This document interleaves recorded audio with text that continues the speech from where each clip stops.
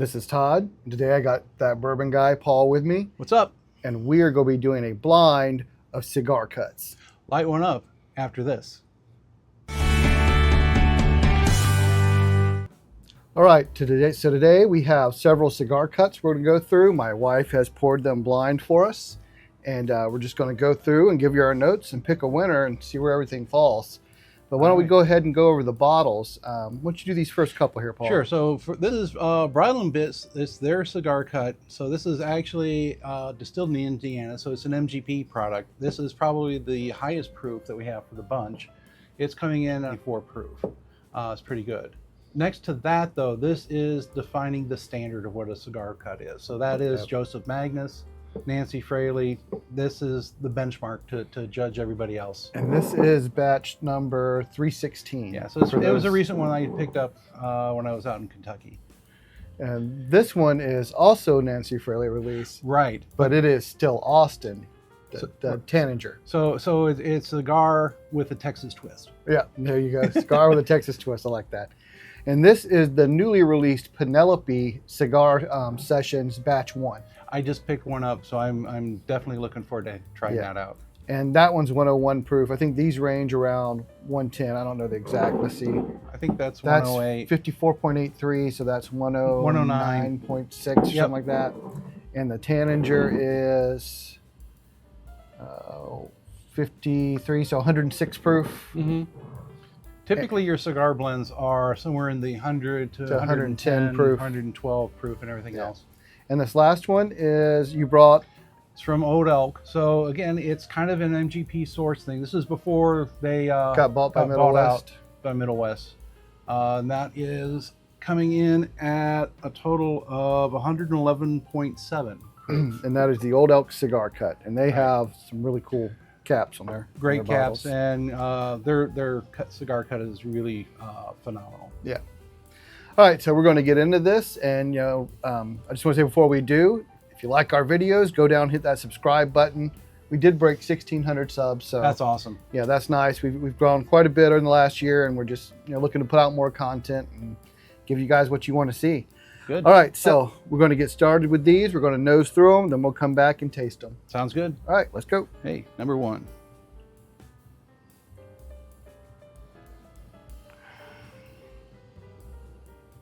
Already picking up a stone fruit. Yeah, my first thought was like apricot. Okay, I can see that. Apricot and tobacco. Yeah. A little bit of leather to it as well. I get tobacco, not so much leather. I get like an apricot, tobacco, and like a cinnamon. It's got a nice nose though. Okay, I can see a very faint cinnamon on the back. I can get that. Yeah, and it's not proofy. Like I'm not getting an ethanol hit at all. So. Really, you're not going to feel proofy on pretty much any of these. Even the Bridle & Bit. We had that at a blind that we did back in December, and it did not drink its proof at all. So. Should be good. All right. Let's see. On to B. Okay, this one's more tobacco and leather. Yeah, it's like a less fruit. Yeah, darker for sure. Probably a little more oakiness to it. Yeah. Yep. It's the oak. I don't know if there's any difference in aging with any of these. Unfortunately, they're not age stated, right? No, they are not age stated, so don't know. I expect the Still Austin to be younger though. Right. Because all their stuff's younger, aging down there in Texas. You only need like a month for about a 4-year. That's an exaggeration. Yeah, a little exaggeration. But no, most of their stuff's 2 years. faster. Most of the stuff they release is 2 year, and which it doesn't taste 2 year. No, their 2 years down there is equivalent to about a 3 to 4 year. Yeah. So this is tobacco, leather, and oak. I mean, this one's all dark notes. Oh, very dark. Okay, so C. No, this is the sweetest one of them all. Yeah, this is like a molasses almost. Yeah, definitely syrupy. Yeah. I wouldn't call it maple, but definitely more molasses. Yeah, I was about to say like maybe a touch of maple. Well, it is like a molasses, like a blackstrap molasses type to it. I can see that. Almost like you would get off a barrel-aged rum, kind of. Interesting. Like something like the Havana or something aged in a rum barrel, I guess I should say. Yep. So that one's definitely sweeter. Okay. Okay, D.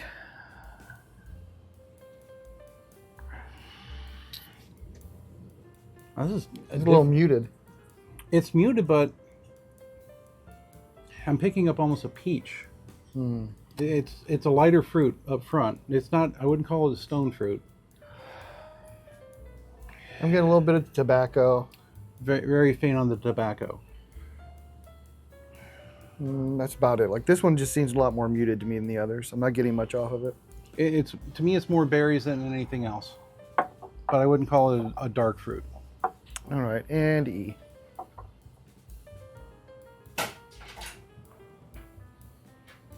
Okay, the tobacco's back.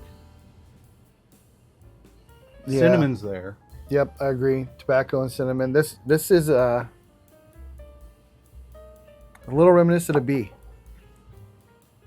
to me. B has got more fruit than the than this last one here, than E.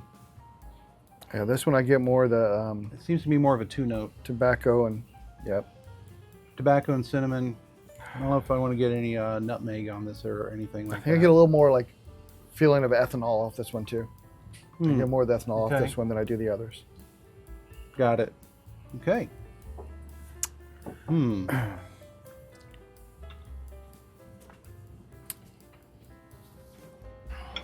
All right, so let's go Okay. ahead and get started on tasting these. Let's go with for A. it. Cheers. Cheers.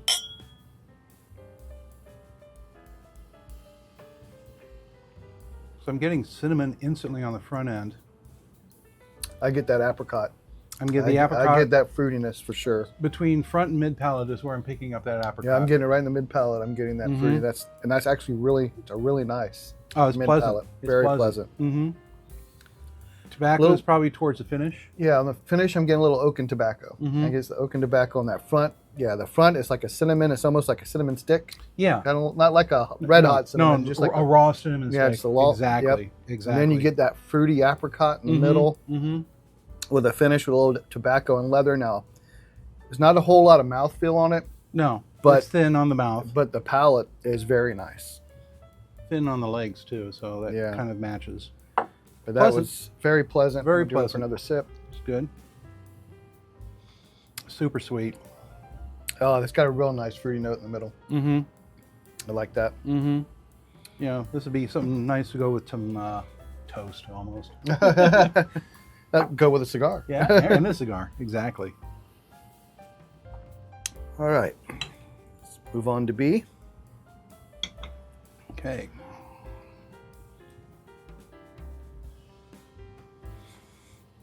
So that sweetness is not there in this one. No. It's more of a Char. I get char. I get oak and char.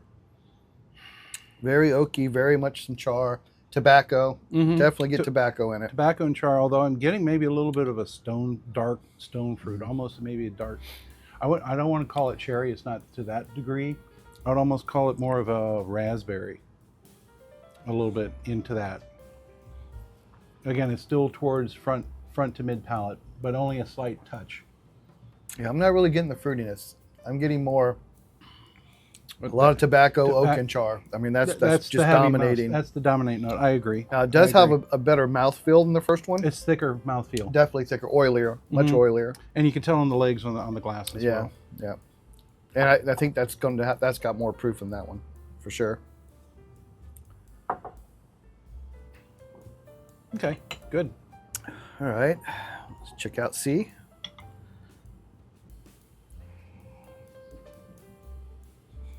That's coming along light. That's got a Feels very there's green. something on the finish. Yeah, that's some kind of. The finish is very grain, like you said, grain, like corny. You know what I mean? It's like high corn. Yeah. High corn. So it's Yeah. it's like it needs to be aged probably another 2 years or something. Yeah, Like that. I get less. I get less of the tobacco. I don't really get anything fruity. Right. No, it's just more of a almost just a plain bourbon. Yeah, it does taste more like I would expect, just like a craft bourbon than a cigar cut. The cigar qualities are not here in this one. No, not at all. And maybe it's muted because of the other two, but yeah, I'm not really getting anything off this one. I'm going for another sip. Maybe it'll change. It didn't for me. All right. Disappointing. On the second sip, I got a little bit of that leathery, like a little leathery. But yeah, in the yeah, mid-palate. for it. Yeah, it's not prominent like it was in the others. Mm-mm. All right, All right, let's see if 4 can we'll go for D. do better.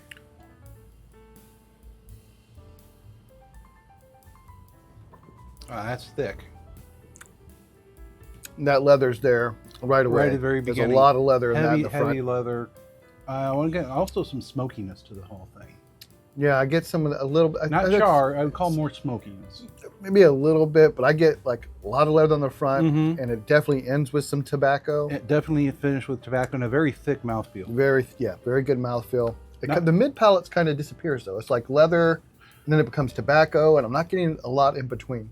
But now, if you let it settle back a little bit, that mid palate that syrupy feeling, the molasses is starting to show up a little bit. I'm going to go back from the sip. Try again. But as I was talking, I started to feel that Kentucky hug. Sure. This one gave me a little bit of a hug. That's the first one to really give me a hug. Mm-hmm.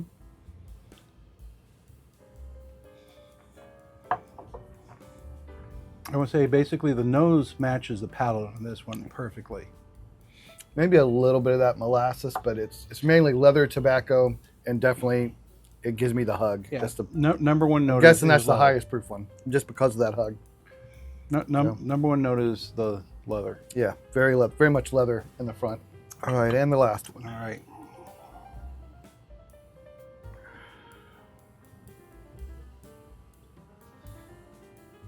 Okay, that's got some berry to it. I get a little bit of tobacco on the front, and then it transitions to like a berry in the mid palate. Yep. I'm trying to think what kind of a berry though. It's not the apricot like we had in the first. No, one. kind of like just like maybe a raspberry. I would say raspberry. Yeah. I would agree with that. And that it's more prevalent than I did in the second glass. Yeah, it's definitely the heaviest like berry taste I've got off any of them. You know, the apricot was strong on the first, the berry strong on this one. I'm getting some spice on the very back of the palate too. Something I really wasn't picking up from the others, and now I'm getting the Kentucky hug. Of course. Yeah, that's got that, man, that's some tobacco in front with that nice berry. Mm-hmm. And it does have a nice mouthfeel.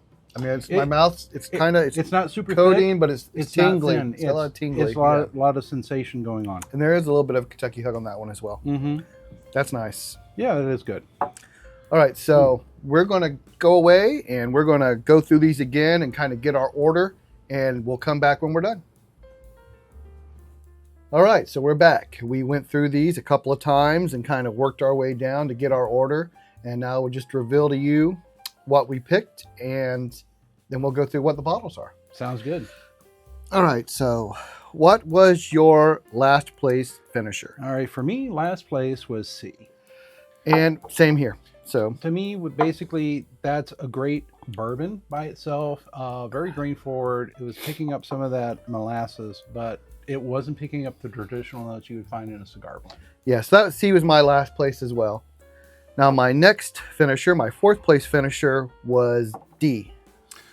Ooh, interesting. Okay, that was not my fourth place finish. It was actually B. I was torn between actually B and D. Yeah, so D was my fourth place finisher. It does have some nice tobacco and leather on it. There's a little bit of char, but just the palate on the others was better to me. Okay. I mean, so D wasn't bad. It just, the palate fell short compared to the others. It was just tobacco and leather, and there was literally no transition there. That's fair. Okay. What was your third place finisher? Third place for me again was D. Okay. I thought that was just a little bit better, but not by much. These were two close contenders. Yeah, I agree, because my third place finisher was B. There you go. So we just got them reversed. The same thing. I just got a little bit more off of B because there was some like cinnamon to go with the leather and tobacco that kind of made it stand out a little more to me. So yeah, so B was my third place, and so the last two we both have A and E as our top two. Then This was so difficult. these were both really good. I enjoyed both these a lot. I would be great with either of them being in first place. Yeah. But you have to pick somebody. Okay, so what was your second place? So for me, second place was A. That was my second place as well. Okay. So we had the same. I mean, Yep. So our 1 and 2 are the same. That apricot feel was great. Yep. But it just, for me, for a cigar note, D was the absolute, or E was the final winner. Yeah. So on A, I got tobacco and a real strong apricot, which is really nice, which would be a great like outside summer drink. Absolutely. But E had the berry and tobacco. That raspberry note. The raspberry's nice, but it also had a better mouthfeel. Good mouthfeel. A was kind of thin in the mouthfeel, Yep. whereas E had nice berry, tobacco, and a good mouthfeel to go with it. That's why I picked it as number 1. All right, cool. All right, so let's go and do the reveal and see what was what. Here we go. So we'll just go down in order, A to E. Okay. So A was the Old Elk.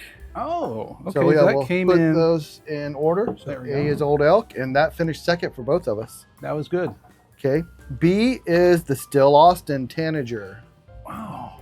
Okay. So that finished third for me. That was and fourth for for me. you. Okay. C is the Penelope. Okay. Did not do well. So the Penelope did not hold up well. It just fell a little flat. Now, granted, this is batch 1. They got future batches coming out. Yeah. Hopefully, they will improve over time. When I first opened that and tried it, I liked it by itself. I don't know if just trying it with the others really just Maybe. it didn't stand out well. Try it separately. Now I'm thinking like the gradiness and stuff on it. Yeah. It's got a single malt in it. I wonder if that could be doing that's it. something. Sure. Yeah. That makes sense. All right. D is Joseph Magnus. Oh, the standard, which means That bridle and bit. Our first place finisher was the Bridle and Bit. Wow. Yes. That's amazing. That's nice. That All is right. really amazing. So there you go. For us both, our first place finisher was Bridle and Bit, and our second place finisher was Old Elk. Nice. That's good. I would not have expected that. No, honestly. I did not expect that lineup at all. That was really good. And those are both MGP cigar batches. Yeah, both. Yeah, those are your both bookends here, but our 1 and 2 were MGPs. Yeah, crazy. All right, so there you go. That's what happens when you do blinds. I know. All right, so thanks everybody for watching, and let us know if you ever tried any cigar blends together. What do you like to do when they're blind? Like, comment, and subscribe down below. We still need more subscribers. Yeah, and just let us know what cigar cuts you like. And maybe this would have came out different if we were actually smoking cigars. Right. Now, if there's some other cigar blends that you're aware of that you want to comment in, put that in the comments below so we can look at them. Sure. All right. So thanks everybody for watching. Until next time, remember, the best bourbon or whiskey. It's the one you like the most. And we'll see you.